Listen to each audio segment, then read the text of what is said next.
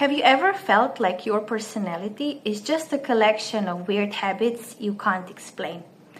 Like, why are you always rushing even when there's no deadline? Or why you only start feeling hurt hours after someone was mean to you? What if I told you they're not quirks at all, but normal reactions to an abnormal childhood? Today we're looking at 3 oddly specific signs of trauma that you probably thought were just you. So let's see how many you recognize. Number 1 is emotional delay. Emotional delay means your feelings don't show up right away after something happens. So first a situation happens and you respond often automatically. And then later your real emotions surface. It's like your emotional reaction is running behind you. In the moment you might seem calm or unaffected, but your body and feelings need more time to catch up and process what actually happened. You suddenly feel overwhelmed with emotion and you realize you're reacting to something that happened hours ago, maybe even days ago. For example, you're in a conversation with a friend and they make a sarcastic or slightly hurtful comment about you. And you laugh it off, you pretend like everything's fine. And then in the evening you start to feel uneasy. And you replay the moment in your head and you think, why did that bother me so much? Or that actually wasn't okay. That often happens when you are used to thinking much more than feeling in the moment. And instead of checking in with your emotions, you focus on staying polite, keeping the peace, and just reacting the way you're supposed to react.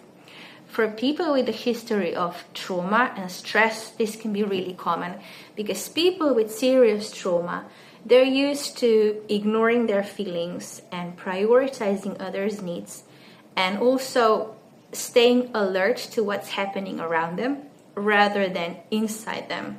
In other words, they're so used to constantly be walking on eggshells because the environment is just too dangerous. And as a consequence, they're completely cut off their body and intuition.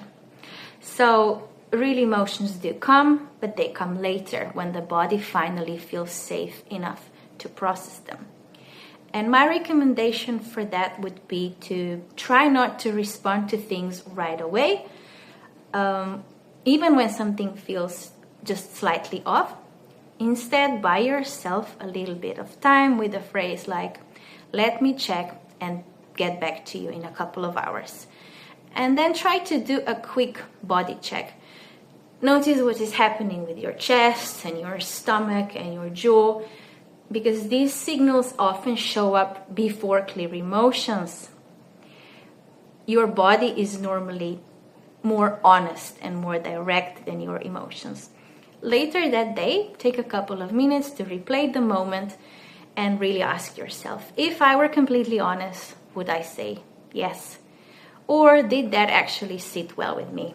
And then adjust your response if needed. It's okay to follow up with something like, I thought about it and I would actually like to prefer something different. I would actually prefer something different. This small habit will train your system to trust delayed emotions instead of just ignoring them.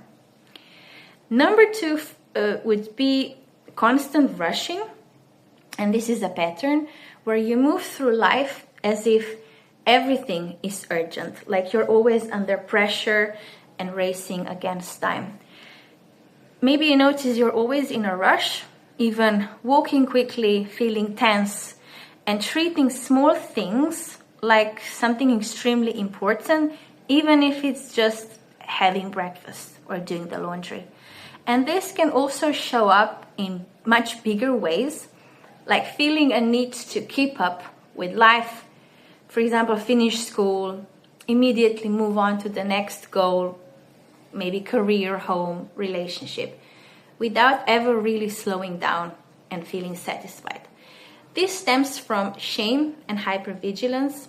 If you grew up in an unpredictable and tense environment, you may have learned that getting things wrong could lead to criticism, conflict, and rejection.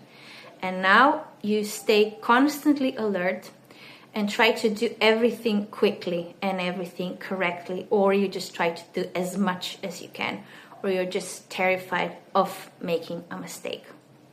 It's like you're trying to outrun the chance of failure and being seen as not good enough.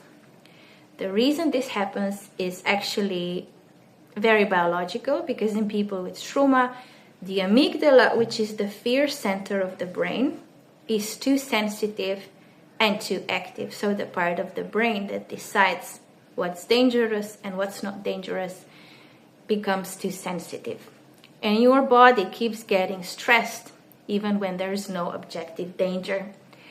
This is why working with your body is probably the best way to approach these issues. There are many different things you can do, especially breathing exercises, yoga, spending time in nature, running, moving your body in any way really, shaking your body, and also things like singing and humming.